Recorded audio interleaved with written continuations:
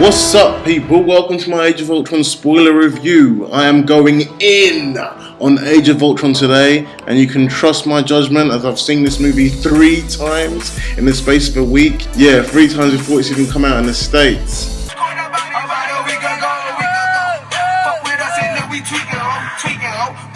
Twice in 3D IMAX and once 2D. I loved the IMAX, but 2D on a decent sized screen was quite nice, and I felt like I could see more, less darkness. Anyway, on with the review. Pacing. As many have said, the pacing of the movie is like the first Avengers movie on drugs, specifically speed. It's so fast paced and has so much action that if you're a slow retard like me, you actually need to watch it 3 times just to grasp the whole story. Some of you will catch things that others won't, and vice versa. The film suffers from studio interferentitis, a horrible disease where potentially great films have interference from the studio and have forced time constraints on it for repeat viewings to cash in on more moolah. You can tell a lot of scenes have been cut down, and it's painfully obvious in one of Thor's scenes where he has to go for a swim in a pond for a bit with Stellan Skarsgård perving on him. He's meant to be searching for information about a vision that Scarlet Witch triggered in him in battle, a vision that brings the Vision to life.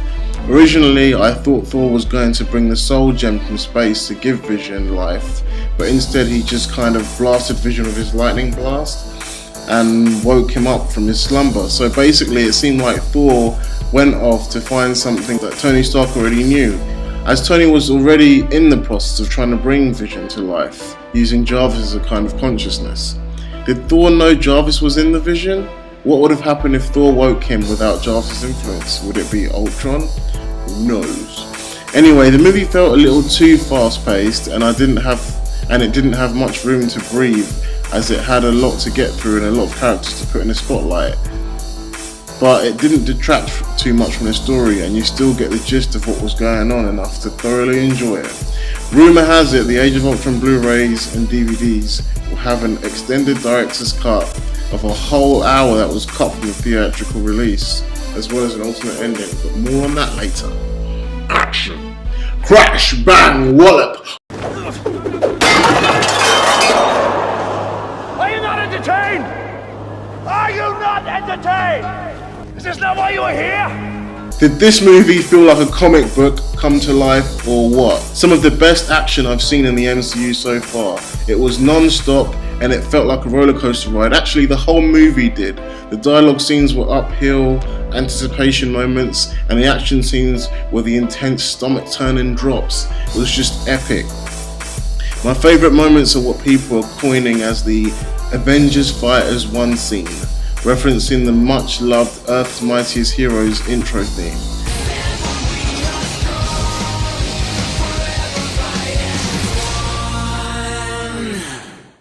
It was just stunning to see, especially in slow motion.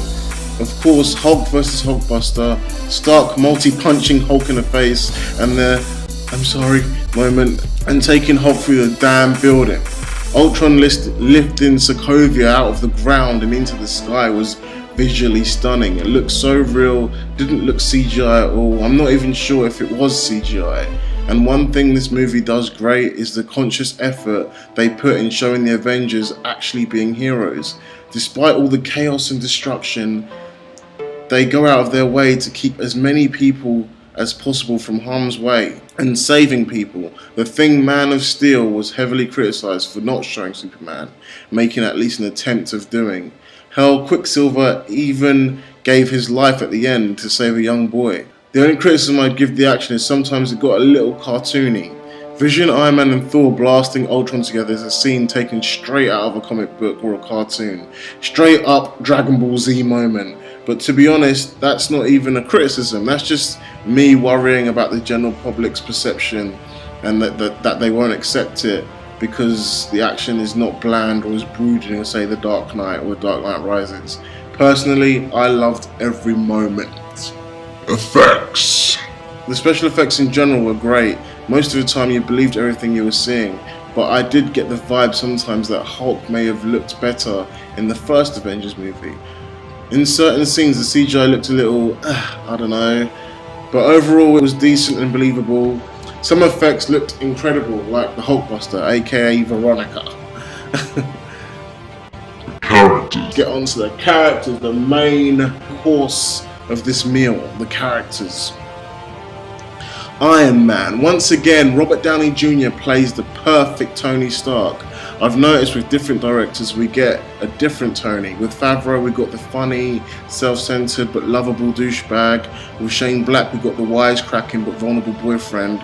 And with Whedon, as evidence from Avengers 1 and Age of Ultron, we get a Tony Stark a little closer to the comics, a more serious and stern decision-making leader who makes an impact but of course still has his signature RDJ wit and humour. Whedon's Stark is my favourite. Stark in this movie has 3 new Iron Man suits and an entire Iron Legion. He's pretty much the second in command or co-commander of the Avengers with Captain America. What happened between Iron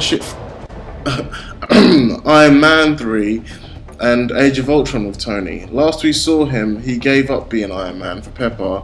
He blew up all his suits and threw away his chest piece. Watch Age of Ultron, it's almost like Iron Man 3 never even happened. Not that I'm complaining, because Iron Ship 3 is my least favourite Marvel movie, but a little consistency would have sufficed, because as of now, Iron Ship 3 feels like a filler. Maybe the extended versions will fill us in. I'd love it if they just retconned Iron Man 3 out of the MCU, to be honest. Just get that piece of shit out of it. There were some good moments, but overall, as evidenced in Age of Ultron, it wasn't needed. The Winter Soldier has shaped the future of the MCU. Iron Man 3 was just a filler episode. Captain America. Chris Evans really has come full circle as Captain America in this movie, thanks to the Russo's revamping of him in The Winter Soldier. Whedon was forced to make him more of a badass in this movie, and it shows. He kicks serious ass and leads the Avengers. He influences even Tony Stark, as evidenced in the final battle where Tony finally agreed with Cap's philosophy of fighting together as a team rather than trying to be a hero by yourself. He shows his brutal commander-soldier mentality more with lines like, "You get injured, you keep moving. You die, walk it off." And telling Hawkeye to forget Widow and complete the mission when she gets captured by Ultron. Also, his karma scenes, one of my favourites where he was telling Banner to go for it with Natasha. His voice, his posture, just the way Evans was carrying himself, he was literally Captain America come to life. And he's gotten me so excited for Captain America Civil War. Thor, I feel Thor didn't get much time to shine in this movie. He had some funny lines and some cool scenes, but I assume his role was cut short in favour of more Hawkeye's farm stuff. I really enjoyed his scenes with Idris Elba as Heimdall, where Heimdall appeared to be blind, but it was more Idris I enjoyed rather than Hemsworth himself. And where the hell was Loki in this? I heard Elba and Hiddleston were both going to have cameos, but I don't see no Loki. Maybe Loki will be in an extended cut. You'll probably see a better Thor in the extended cut as well. We still haven't seen Thor really show his power level or get taken to his limit. Come on, Marvel! Hopefully we'll see it in Ragnarok.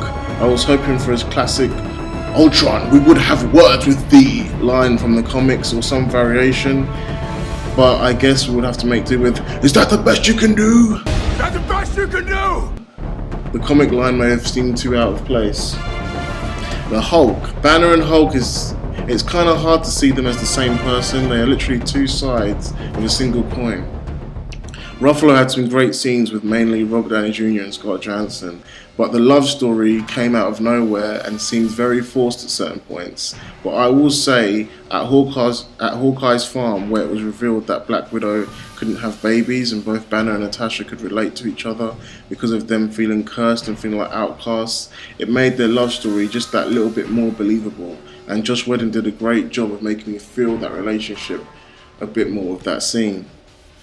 Black Widow herself was strong as always. I don't understand why Josh likes giving her that 1950s haircut though. Like, get rid of that.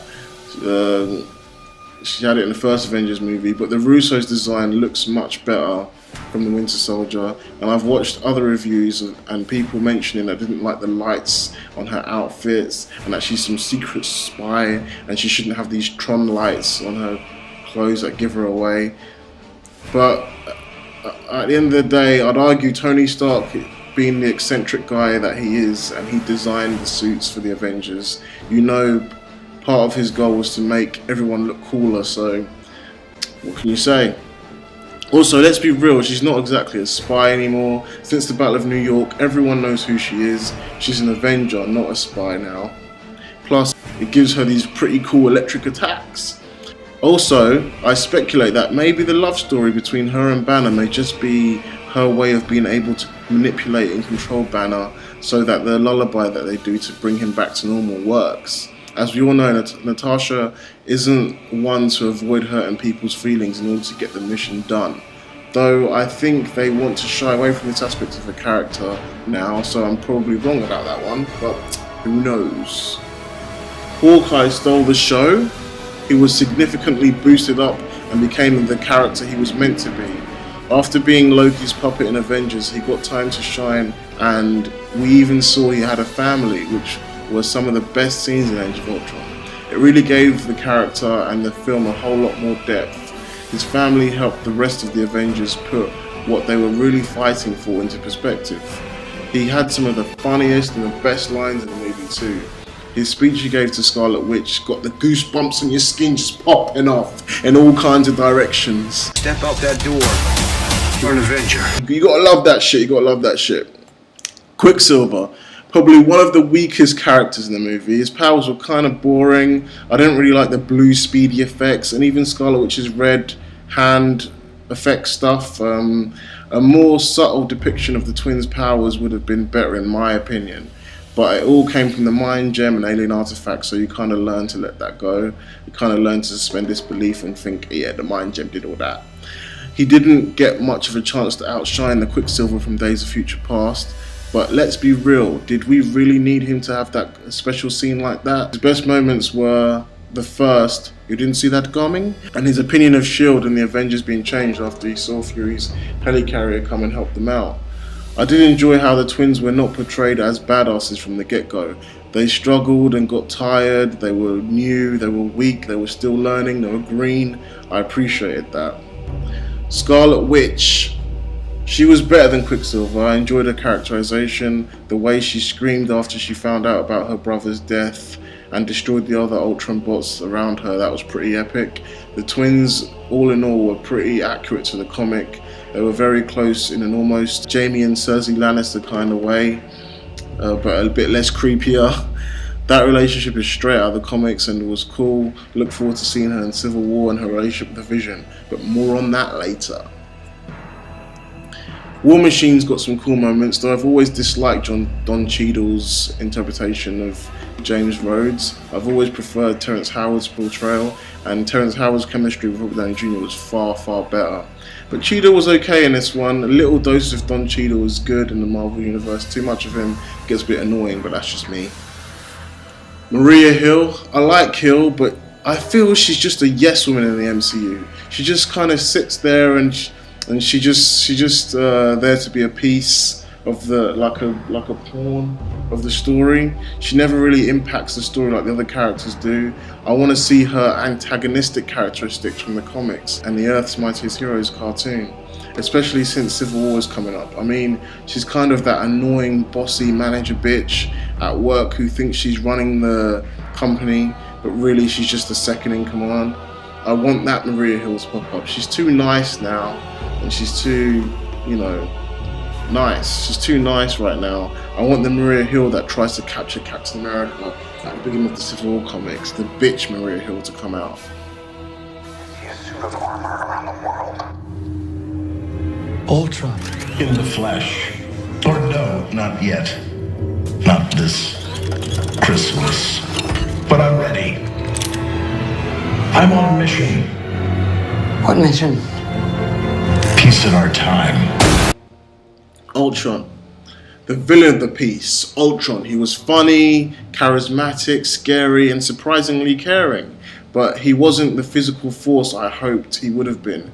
He got his vibranium shell so late in the game, and it wasn't even that useful. Honestly, he was more physically imposing in the Earth's Mightiest Heroes cartoon. His vibranium shell is what needed to make his main body a threat, but even that was cut short by Vision, Iron Man, and Thor's attack towards the end. He did keep coming back, but he was like a guy who could take a big harsh beating, but not dish out any punches himself. until Scarlet Witch quite literally ripped his heart out, both physically and emotionally. Emotionally, you say, with a questioning tone? Well, his last words were, "Wanda, if you stay here, you'll die." At first, I was confused as hell as to why this murderbot, as Banner so eloquently put it, would worry about Wanda Maximoff's life, a human who betrayed him, who was destined to be cannon fodder anyway after he accomplished his goal of creating a new world. After all, he did kill her brother Quicksilver with no remorse. But why this sudden care for Wanda? And it hit me. He's in love with her, or at least he was falling for her back at Dr. Cho's lab when she and her brother decided to leave Ultron to his evil plans. He pleaded for her not to go and cared enough to say, "They'll understand when they see it." I thought it was some kind of joke, pretending he cares what they think, but Ultron just didn't want to be lonely. That's the difference between Ultron, Jarvis, or Friday, Tony Stark's new AI. It's that Ultron is a sentient being who has thoughts, feelings, and emotions, and he is also bound by his objective to bring about world peace, and he will do anything to get it. Like the Vision said, Ultron is unique in that aspect. And Ultron's love for Scarlet Witch is what transferred to his creation, the Vision. And that's what I think that scene was about in the carriage when he was worried about Wanda's well-being. That love Ultron has for Wanda will be what the Vision has inherited from his creator. The one thing I didn't get is why Ultron hated Tony Stark so much. It wasn't explained why he hates him, he just kinda does. Hopefully it's something addressed in the extended cut, because that is a pretty important omission. And no amount of filling the blanks yourself can just fix that, like with the other stuff in this movie. All in all, Ultron was a fun villain who was dangerous because of his ability to multiply everywhere and the irony of his very human-like flaws, but he just wasn't imposing enough in the battle. And his Ultron bots were even more disposable than the Chitauri.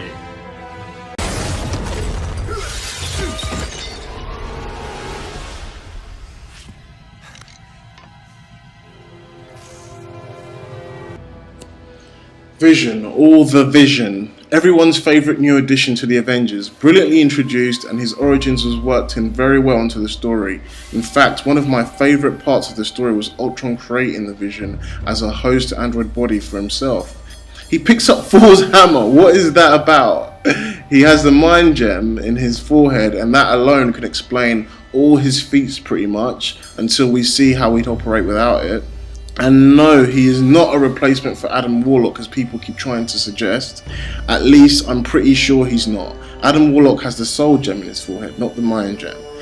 The scene where Ultron and Vision were conversing at the end of the movie was out of this world.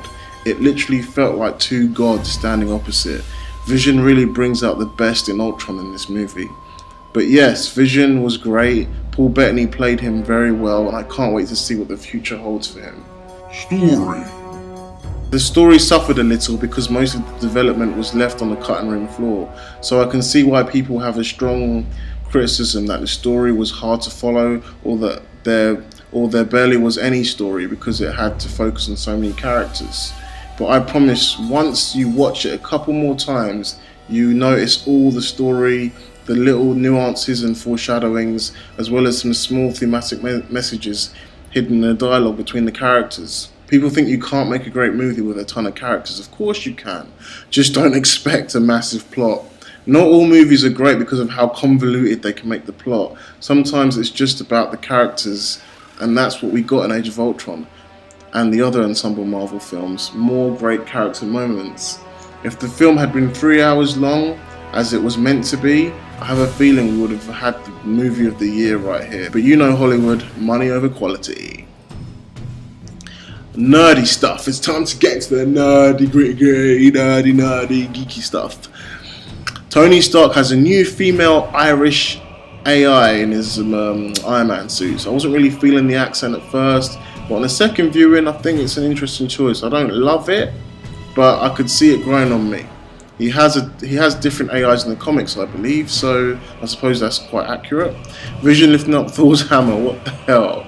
There was a funny moment towards the end of the film where Tony and Steve were talking about how it's possible Vision could even lift the hammer, just like fans debating in YouTube comments or something. let's just leave the speculation to them, shall we? So, will we see Beta Ray Bill lift the hammer or Cap in Infinity War? Just have to wait and see. But Vision lifting it up now has made it just that little bit less special. Not saying it's not going to be special if Cap does it now, or if we see Beta Ray Bill do it, but it's just made it a little bit less special now. It seems everything ended on good terms between Cap and Tony, despite the friction they had in certain parts of the movie. I was kind of hoping the ending would foreshadow Civil War. Maybe that's what the alternate ending is on the Blu-ray and the DVD. Or Hulk getting shot out into space instead of just going into hiding all over again. I loved Andy Serkis as Ulysses Claw. He did a good job, though he was a little bit too comedic for my liking, considering he's Black Panther's main antagonist. I'd like to see him be a bit more of a serious opponent for Panther. The way he lost his arm was awesomely done, though. Thanos in the after credits scene was pretty good. Would have liked just a tiny bit more context of the time that scene took place. His words, "Fine, I'll do it myself," suggest he knew of what was going on, or that he sent Ultron to Earth somehow, which is obviously, and I hope to hell, not the case. But it was epic to see him with his booming voice nonetheless. Finally, that was my review, and I'm going to give you my final thoughts and my rating out of 10. All in all, the movie is awesome. It's definitely up there with the first Avengers movie and the Winter Soldier in terms of quality, in my opinion. I think it may have even surpassed both films if it was allowed more room and more time to breathe. An added extra hour or 45 minutes would have really solidified it and hit home. It would have really put it up there with Empire Strikes Back, I reckon. We'll have to see when the director's cut comes out. I firmly believe that most rational people's criticisms will go away once they give the film a couple more watches, as it's one of those movies that get better and better the more you watch it, because you just pick up on these things that you missed or didn't understand the first time around.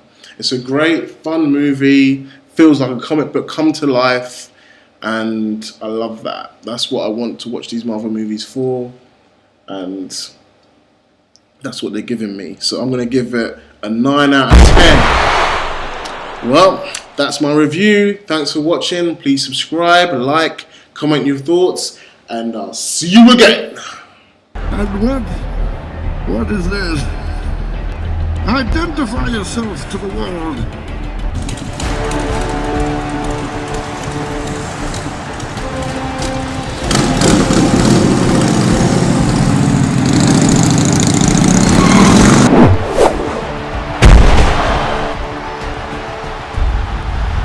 Why are you here?